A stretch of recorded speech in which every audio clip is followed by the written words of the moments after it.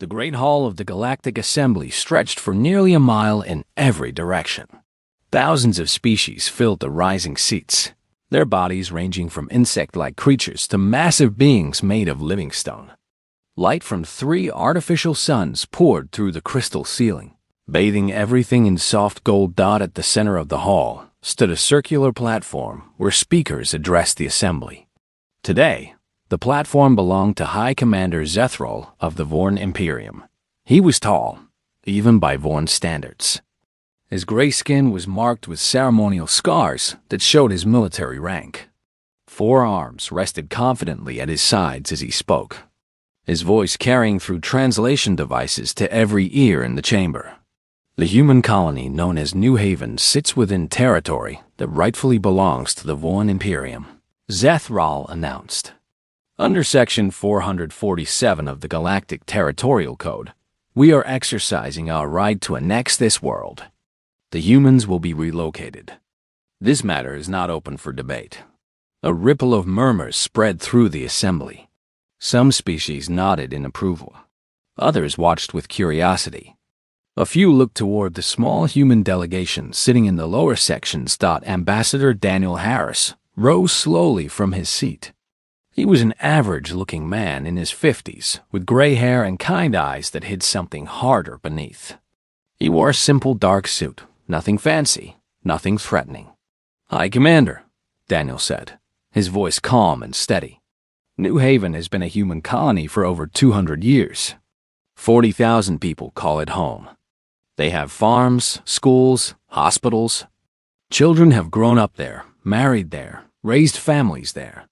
Zethral waved one of his 4 hands dismissively. "This is not relevant. Territory is territory. Your people will be moved to another world. The Imperium will provide transport." "I'm afraid that won't be happening," Daniel replied. Laughter erupted from the Vorn section of the assembly. Zethral's mouth twisted into what passed for a smile among his kind. "Ambassador, perhaps you do not understand your position. The Vorn Imperium controls 600 star systems. We have a fleet of 10,000 warships. Your species controls what? 30 systems? A few hundred ships?" He spread all 4 arms wide. "What exactly do you intend to do about our decision?" Daniel didn't answer immediately. He simply looked at Zethral with an expression that was difficult to read. "I'm asking you, formally and publicly, to withdraw this claim," Daniel said. "Walk away. Leave New Haven alone. This is your only chance to do so." More laughter filled the hall. Even species who weren't allied with the Vorn seemed amused by the small humans standing up to the mighty Imperium. But not everyone was laughing. In the far corner of the assembly, an ancient Sylvathan slowly pushed himself to his feet. His name was Varathkan, and at 900 years old, he was one of the oldest living beings in the galaxy. His blue-green scales had faded with age, and he walked with the help of a floating support frame. But his eyes were sharp, and his voice, when he spoke, cut through the laughter like a blade. "Enough." The single word silenced the chamber. Even Zethral turned to look at the old creature. "Elder Varathkan," the assembly moderator said with respect. "You wish to speak?" "I do." The old Sylvathan moved toward the central platform, his support frame humming softly. "I must, because everyone in this room is about to make a terrible mistake." Zethral crossed his 4 arms. "With respect, Elder, this matter does not concern the Sylvathan. It concerns everyone," Varathkan replied. He reached the platform and turned to face the assembly, his ancient eyes scanning the thousands of faces watching him. "I have lived for 9 centuries. I have seen empires rise and fall. I have watched species destroy themselves through war and greed. But there is one memory that haunts me more than any other." He paused, letting the silence build. "I was young when the Krell Dominion ruled this region of space. The Krell were warriors, conquerors. They had crushed 40 species under their rule. No one could stand against them." His voice grew quieter. "Then they discovered Earth. A few of the older species shifted uncomfortably. The younger ones leaned forward with curiosity. The Krell thought humans would be easy prey. Small, soft, living on a single world. They attacked Earth's first colony, a tiny settlement of 5,000 people on a moon called Providence. Varavkan's eyes grew distant. The Krell killed everyone. Men, women, children. They broadcast the massacre across their empire as a warning to others. And what happened? Someone called out. Varavkan looked directly at Zethral. The humans came for them. Not immediately. They waited. They prepared. And then, over the course of 3 years, they hunted the Krell across every system they controlled. They didn't just defeat them. They erased them. Every ship. Every colony. Every trace of the Krell dominion was wiped from existence. Today, you will not find a single living Krell anywhere in the galaxy. The chamber had gone completely silent. Humans do not forget, Varavkan said slowly. They do not forgive. When you harm them, they do not stop until justice is served. Not revenge justice. And they define that term very differently than we do. Zethral laughed, but it sounded forced. The Krell were weak. The Vorn are not. The Krell said the same thing. Varavkan shook his head sadly. I am begging you, High Commander. I am begging this entire assembly. Do not let this happen. Stop this before it begins. Because once humans decide that you are their enemy, there is no negotiation, no surrender, no mercy that will satisfy them. They will keep coming until the debt is paid. He turned to Daniel Harris, who had remained standing silently throughout. Ambassador, please. Surely there is room for discussion. Daniel met the old Sylvan's eyes. There was something like sympathy there, but also something cold and final.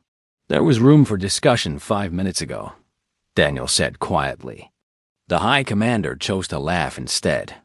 He turned and walked toward the exit, pulling a small communication device from his pocket. He typed 3 words and sent them. They chose poorly dot behind him. Zethral called out mockingly. Running away, Ambassador? Perhaps your people are as weak as the Krell after all. Daniel didn't turn around. He didn't need to. 3 days later, the colony of New Haven went silent. No distress signal. No communication. Nothing. The Vorn celebrated their easy victory, raising glasses in their capital and praising Zethral's strength. Elder Varavkan sat alone in his quarters, staring out at the stars. Fools, he whispered. You have no idea what you've awakened. The Vorn invasion of New Haven began at dawn. 20 warships appeared in orbit, blocking out the morning sun with their massive shadows. Drop ships fell like metal rain, carrying thousands of soldiers to the surface. Commander Velther led the assault personally, expecting the humans to surrender within hours. He was wrong. When the Vorn reached the capital city, they found empty streets. The homes were abandoned. The schools stood silent. Even the hospital had been cleared out. 40,000 humans had simply vanished. Governor Patricia Walsh had prepared for this day for years. Deep beneath the surface of New Haven, a network of caves stretched for hundreds of miles. The colonists had mapped every tunnel, stored food and supplies in hidden chambers, and practiced evacuation drills until everyone knew exactly where to go. Before the communications went dark, Patricia sent one final message to the Vorn fleet. We'll be waiting. Then she led her people into the darkness below, 6,000 light years away. The United Human Defense Council gathered in a bunker beneath the Rocky Mountains on Earth. The room was plain and functional, filled with screens showing maps and data. 12 people sat around a central table, their faces grim. New Haven is occupied, reported Admiral Gregory Shaw, a broad-shouldered man with a shaved head and tired eyes. The Vorn have 30,000 troops on the ground. They're searching for the colonists, but so far they haven't found the cave network. Casualties? Asked Secretary of Defense Maria Santos. 847 confirmed deaths during the initial assault. Mostly people who couldn't reach the shelters in time. Silence filled the room. 847 names. 847 families destroyed. Dr. Kevin Marshall stood and walked to the main screen.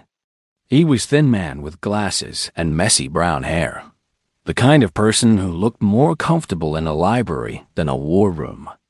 But his eyes held a sharp intelligence that made everyone listen when he spoke. "I've studied the Vorn for 15 years, Kevin said, pulling up images of their military structure. They're powerful, but predictable. Their entire doctrine is based on overwhelming force against fixed positions. They line up their ships, point them at the enemy, and push forward until something breaks. And if the enemy doesn't stand still?" Admiral Shaw asked.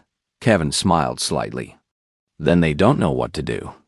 The Vorn have never faced guerrilla tactics.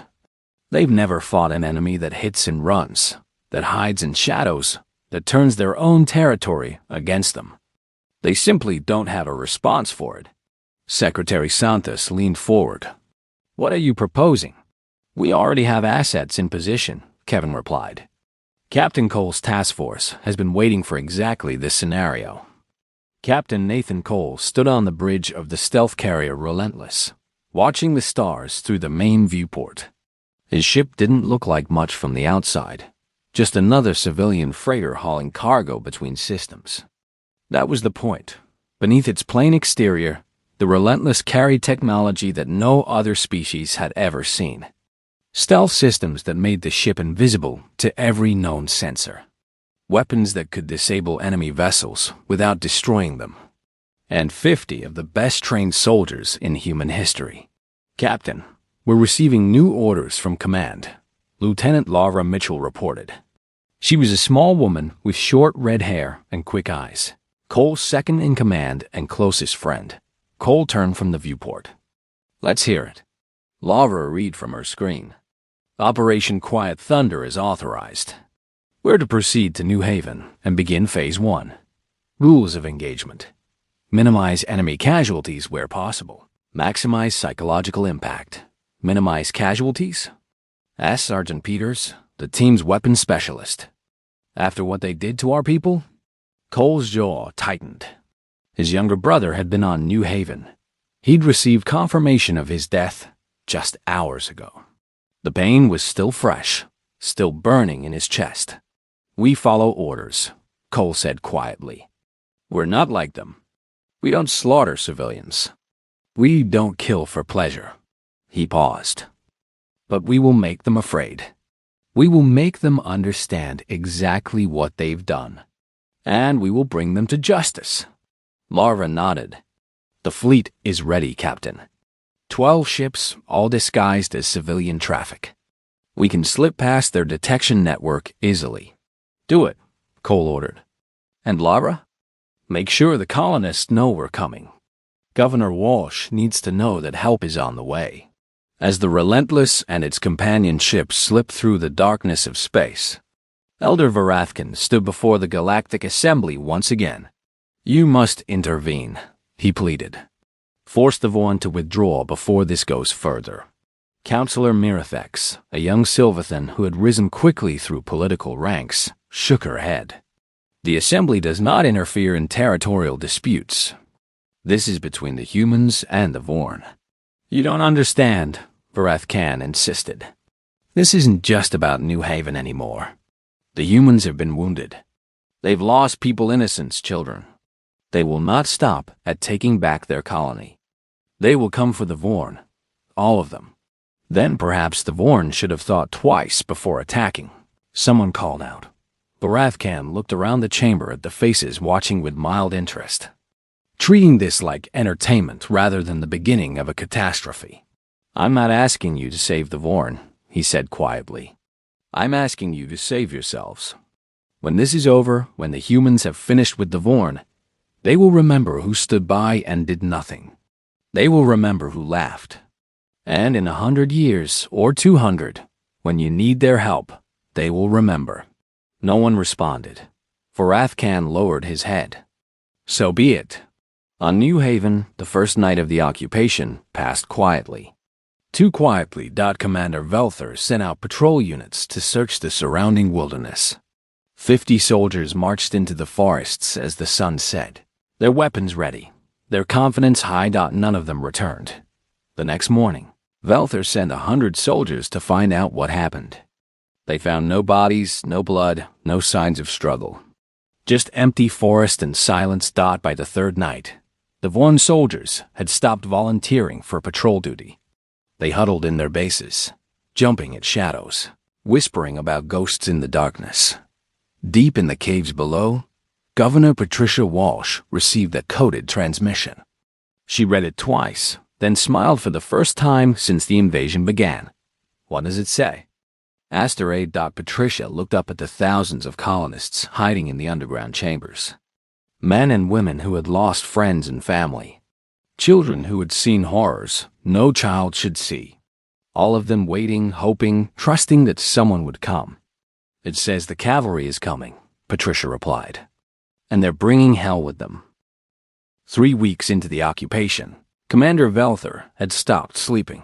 He stood in his command center, staring at reports that made no sense. 2,000 soldiers missing. Not dead missing. No bodies recovered. No distress signals received. No evidence of what had taken them. They simply vanished, swallowed by a planet that seemed to be fighting back. "Commander, we've lost contact with Outpost 7, an officer reported. Velther slammed his fist against the console. "That's the third outpost this week. Send a reinforcement team." "Sir, we don't have enough soldiers to keep reinforcing. If this continues, then make it stop." Velther roared. His forearms trembled with rage and something else. Something he refused to call fear. "Find these humans. Find where they're hiding. Burn the forests if you have to." But burning the forests didn't help. The humans weren't in the forests. They were beneath them. Sergeant Andrew Pierce moved through the cave tunnels like a ghost. He had been a search and rescue specialist before the invasion, trained to navigate underground environments where one wrong step meant death. Now he used those skills for a different purpose. His team of 12 followed silently behind him, their weapons modified for close combat. They wore no armor. It made too much noise. Instead, they relied on speed, surprise, and perfect knowledge of the terrain. "Target ahead," whispered Catherine Wells, the team scout. She was an engineer who had helped design the colony's infrastructure. She knew every tunnel, every hidden passage, every weakness in the enemy's position. Pierce raised his hand, signaling the team to stop. Through the darkness ahead, he could see the glow of Vorn portable lights. A patrol unit, probably 8 soldiers, resting in a chamber they thought was secure. They were wrong. "Standard approach," Pierce ordered quietly. "No casualties if we can help it. We need them alive to send a message." The team spread out, surrounding the chamber from 3 directions. Pierce counted down on his fingers. 3, 2, 1. They moved. It was over in seconds. The Vorn soldiers barely had time to reach for their weapons before they were pinned to the ground, their arms bound, their mouths covered. Not a single shot was fired. Pierce knelt beside the patrol leader, a young Vorn officer with wide, terrified eyes. "You're going to deliver a message for us," Pierce said calmly. "Tell your commander that New Haven belongs to humanity. Tell him that every soldier he sends into these caves becomes our prisoner. Tell him that we can reach him anytime we want, anywhere he hides." He paused, making sure the officer understood every word. "And tell him that this is just the beginning." They released the officer and melted back into the darkness. By the time the Vorn could organize a response, Pierce's team was miles away, preparing their next strike. In orbit above New Haven, Captain Nathan Cole watched the chaos unfolding on the planet's surface. "Commander Velther has ordered all troops to pull back to the main bases," Lavra Mitchell reported.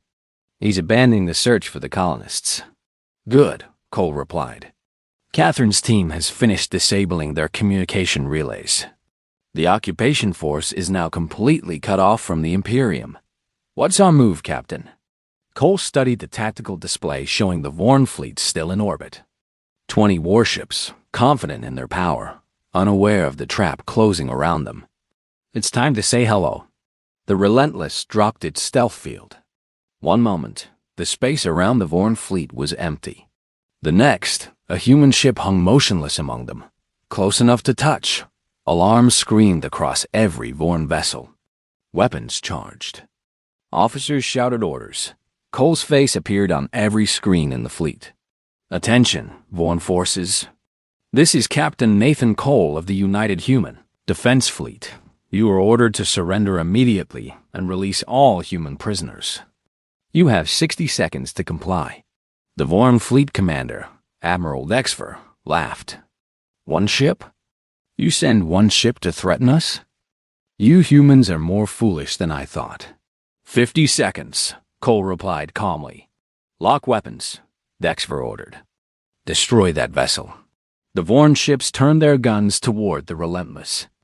Energy weapons charged. Missile bays opened. 30 seconds. Dexver smiled. Fire.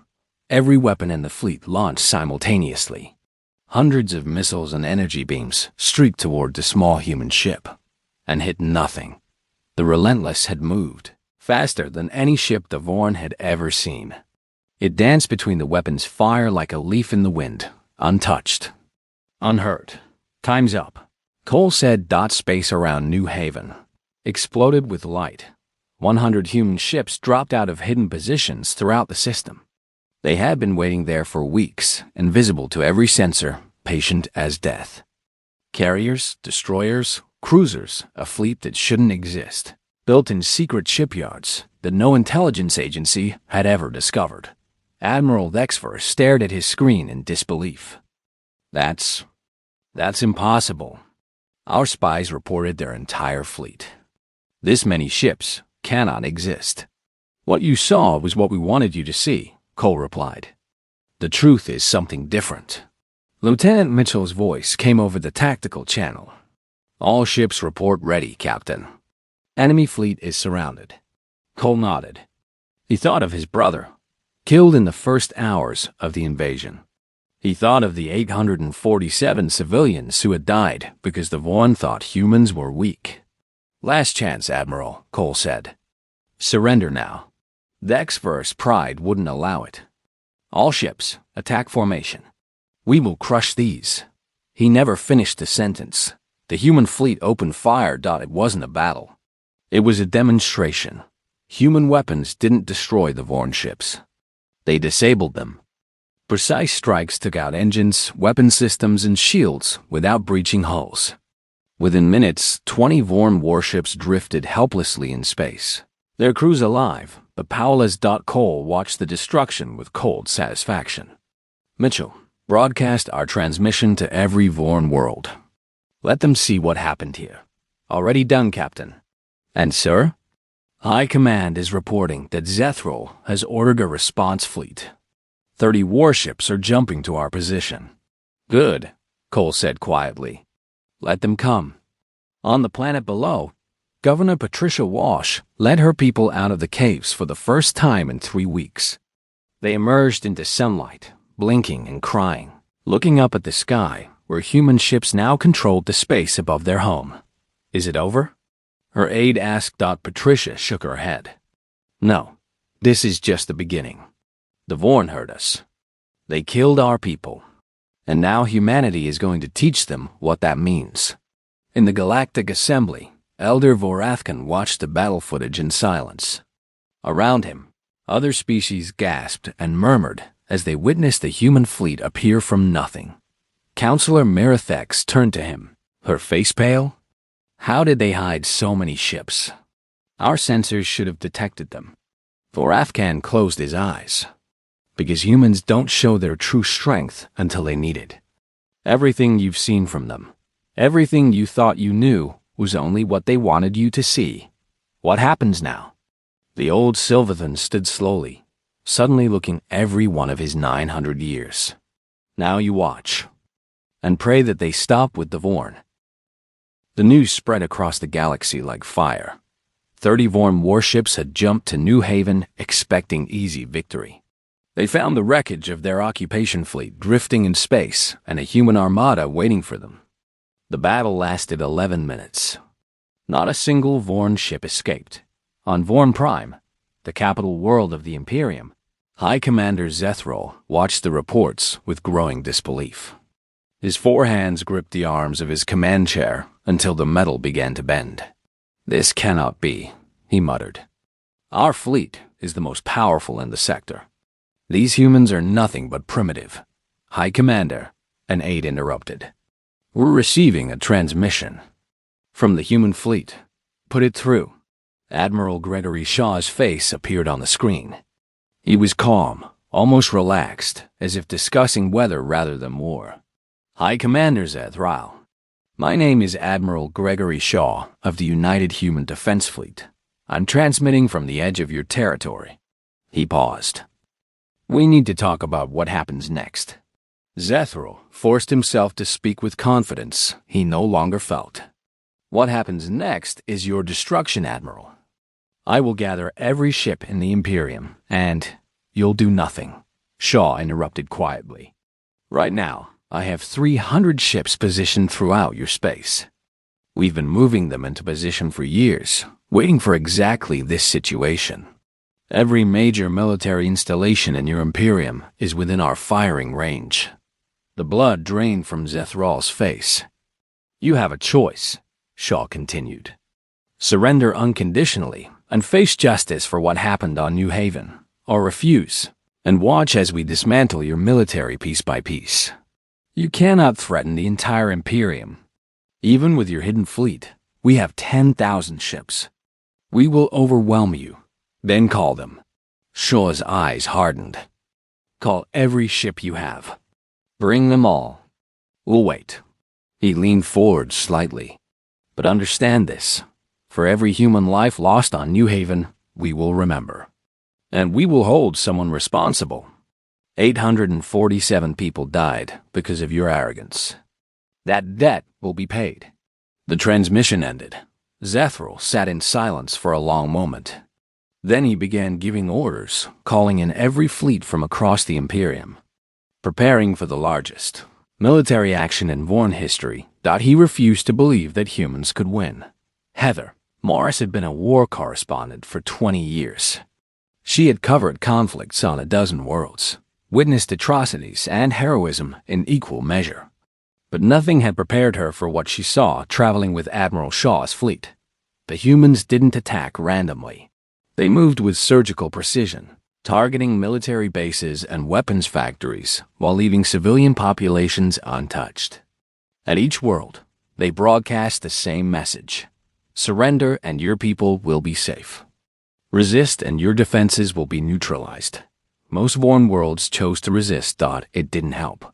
"Admiral, the garrison on Vethkar is launching their fleet," a tactical officer reported. Shaw nodded calmly.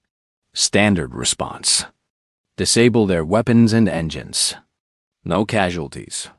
Heather watched through the bridge windows as human ships moved with impossible coordination. The Vorn defenders fought hard, throwing everything they had at the attackers. But human technology was simply beyond anything they could match. Energy shields that absorbed any weapon. Targeting systems that could hit a specific component from thousands of miles away. Ships that moved faster than Vorn sensors could track. Within hours, the Vethkar fleet drifted powerless in space. Alive, but helpless. Why? Heather asked Shaw as the battle ended. Why not just destroy them? After what they did to New Haven, wouldn't that be justified? Shaw was quiet for a moment. Maybe it would be.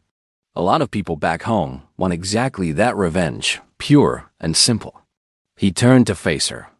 But that's not who we are. We're not here to exterminate the Vorn. We're here to make sure this never happens again. To anyone. And how do you do that without destroying them? By making them understand consequences. Every military leader who participated in the New Haven invasion will face trial. Every politician who approved it will answer for their decisions. They'll see their own soldiers testify against them. They'll hear the names of every person they killed. Shaw's expression hardened. We won't give them the mercy of a quick death. We'll give them a long life to remember what they did. The Galactic Assembly convened in emergency session as human forces pushed deeper into Vorn territory. Ambassador Daniel Harris returned to the Great Hall for the first time since the invasion. He walked to the central platform and looked up at the thousands of species watching him. "You had a chance to stop this," he said simply. "We came to you. We asked for help. We warned you what would happen if the Vorn were allowed to proceed." His voice remained calm, but there was ice beneath the words. "You laughed." Councillor Mirathex stood. "Ambassador, the Assembly is prepared to offer mediation. Perhaps this conflict can be resolved peacefully." "Peacefully?" Daniel repeated. 847 of our people are dead. Men and women who never raised a weapon. Children who never had a chance to grow up. And now you want peace? Surely some compromise. There is no compromise." Daniel cut her off. "The Vorn will surrender. Their military leaders will stand trial. Justice will be served." He looked around the chamber. "And all of you will watch. You will witness how humanity handles those who harm our people. Perhaps next time, someone will remember this day and choose differently." He turned to leave, then stopped. "Elder Varathkan tried to warn you. He begged you to intervene. You ignored him." Daniel's voice softened slightly. "I hope you learn from that mistake." On Vorn Prime, High Priest Zolmarek knelt before the altar of his ancestors, praying for guidance that wouldn't come. Outside, the sound of panic filled the streets. The human fleet had arrived at their homeworld. Surrounding it completely, no weapons fired. No attacks came. The humans simply waited. Zethral stormed into the temple, his uniform disheveled, his eyes wild. "You must help me. Tell the people to keep fighting. Tell them the gods will deliver us." Zolmarek rose slowly. "The gods are silent, High Commander. Perhaps they are ashamed of what we have done. We did nothing wrong. We claimed territory that was rightfully ours. We killed innocents. We murdered children." The High Priest's voice cracked. "I supported your war because I believed we were strong. Now I see the truth. We were never strong. We were simply ignorant of what true strength looks like." A new transmission came through every speaker on Vorn Prime. Admiral Shaw's voice filled the air. "People of Vorn Prime, this is your final chance. Deliver High Commander Zethral and his military council to our custody. Do this, and your world will be spared.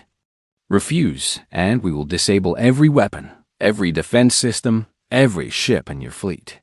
Your military will cease to exist." Zethral looked at the High Priest. "Tell them to resist. Tell them to fight." Zolmarek shook his head slowly. "No, this is over." He raised his voice. "Guards, arrest High Commander Zethral. The Vorn Imperium surrenders." Zethral tried to run. He didn't get far. The tribunal was held on Vareth Prime, in the same great hall where Zethral had once laughed at humanity's warning. Now that hall had been transformed into a court of justice. With thousands of species watching from the gallery seats, at the center sat Judge Patricia Cole. She was 73 years old, with silver hair and sharp eyes that had seen both terrible grief and quiet triumph. Her youngest son, Nathan, had led the fleet that liberated New Haven. Her eldest son, Matthew, had died there. She had asked to oversee this tribunal. No one objected. 847 chairs stood empty in the front of the hall. Each one bore a name and a photograph, the faces of every human killed during the invasion. Children smiled from some pictures. Elderly grandparents looked out from others. Ordinary people who had done nothing wrong except live on a world that the Vorn wanted. The accused sat in rows, behind energy barriers. Military commanders, political leaders, intelligence officers, everyone who had planned or executed the invasion of New Haven. Their gray skin had paled. Their forearms hung limp at their sides. The arrogance that had filled them was gone. "This tribunal will come to order," Judge Cole announced. Her voice was steady, controlled. "We are here to deliver justice for the victims of the New Haven massacre. The accused will be tried individually. Evidence will be presented. Verdicts will be rendered. The process took 3 months. One by one, the Vorn commanders faced their crimes. Human investigators had gathered testimony from survivors, recovered communications proving who gave what orders, documented every death with painful precision. The galaxy watched dot species, who had dismissed humanity as weak, saw something different now. They saw a civilization that could have destroyed the Vorn completely, that had the power to burn their worlds and scatter their people. Instead, humans built courtrooms. They gathered evidence. They followed laws. Admiral Dexfer, who had commanded the orbital fleet, was found guilty of crimes against humanity. His sentence, life imprisonment, with mandatory education about Earth's history and the people his forces had killed.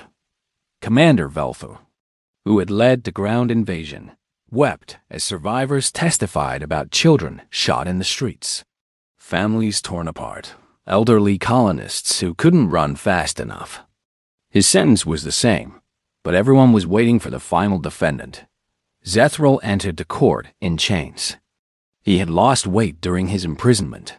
His ceremonial scars faded against skin that had turned almost white, but his eyes still held defiance. "High Commander Zethril," Judge Cole began, "you stand accused of orchestrating the illegal invasion of a sovereign human colony, resulting in the deaths of 847 civilians. How do you plead?" Zethril lifted his chin. "I plead not guilty. I did what any military commander would do. I claim territory from my people. Your species has done the same throughout your history. The evidence suggests otherwise." Judge Cole gestured, and images filled the screens around the hall. Communications showing Zethril explicitly ordering attacks on civilian targets. Recordings of him laughing as casualty reports came in. Messages mocking human weakness. "You didn't want territory," Judge Cole said quietly. "You wanted to send a message. You wanted to show the galaxy that humans could be crushed without consequence." She leaned forward. "How did that work out for you?" Zethril's composure cracked. "You're hypocrites. You preach peace and justice while your fleets destroy everything we built. You're no better than us. We disabled your weapons. We didn't slaughter your children." Judge Cole's voice remained calm, but her eyes were cold. "When our soldiers found civilians on your worlds, they protected them. When your soldiers found civilians on ours, they murdered them. That is the difference between us." The verdict was never in doubt. Guilty on all counts, but the sentence surprised everyone. "Zethril, you will spend the remainder of your natural life in custody. Each day, you will watch recordings of the people who died because of your orders. You will learn their names, their stories, their dreams. You will understand exactly what you destroyed." Judge Cole stood. "We could have killed you. Many wanted us to. But death is too easy. Death lets you escape the weight of what you've done. This way, you will carry it forever." Zethril was led away in silence. In the months that followed, the Vorn Imperium dissolved. Its 600 worlds were given independence, allowed to form their own governments under Galactic Assembly supervision. Human ships remained in the region, not as conquerors, but as peacekeepers, ensuring that the transition happened without violence. Elder Vorath Khan requested a private meeting with Ambassador Daniel Harris. They sat together in a small garden on Vareth Prime, two old beings who had seen too much. "I must ask you something," Vorath Khan said. "You had the power to destroy them completely. The Vorn killed your people, mocked your warnings, threatened your very existence. Why did you show mercy?" Daniel was quiet for a moment, watching a small fountain bubble in the garden's center. "When I was young, my grandfather told me a story," he said finally, "about a time in our history when we faced a similar choice. An enemy had attacked us, killed millions of our people. We had the power to erase them from existence." He paused.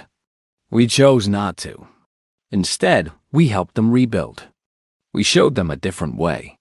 And today, they're one of our closest allies. You believe the Vorn can change? I believe anyone can change, given the chance." Daniel turned to face the old Sylvathan. But I also believe in consequences. The leaders who ordered the attack will spend their lives remembering what they did. Their children will learn the truth about what happened. And maybe, in 100 years, the Vorn will be different. Better. Varathkan nodded slowly. I warned the assembly about your kind. I told them you were dangerous. Were you wrong? The old Sylvathan considered the question. No, you are dangerous. Perhaps the most dangerous species in the galaxy. He smiled slightly. But you are also something else. Something I didn't understand until now. What's that? You are hopeful. Even after everything that was done to you, you still believe in redemption. In the possibility of a better future. Varathkan stood slowly. That is why I was wrong to fear you. You don't want to rule the galaxy or destroy your enemies. You want to make things better. Daniel rose as well. We try. We don't always succeed. But we try. On New Haven, the colonists rebuilt their homes. The caves that had sheltered them became museums, preserved so future generations would remember what happened there. Memorial gardens grew where the dead had fallen, filled with flowers from Earth and a dozen other worlds. Governor Patricia Walsh stood before a crowd of survivors on the first anniversary of the invasion. Behind her, the names of the 847 victims were carved into black stone. We will never forget what happened here, she said. We will never forget the people we lost. But we will also not let grief turn us into monsters. We fought back because we had to. We showed mercy because we chose to. That is who we are. Timothy Grant, a young diplomat fresh from Earth, walked among representatives from a dozen species who had come to pay their respects. They asked him questions about humanity, about their history, about how they found the strength to be both fierce and compassionate. He gave them the same answer each time. We remember everything, the good and the bad, the victories and the losses. And we try to learn from all of it. In his private quarters, Elder Varathkan added a final entry to his memoirs.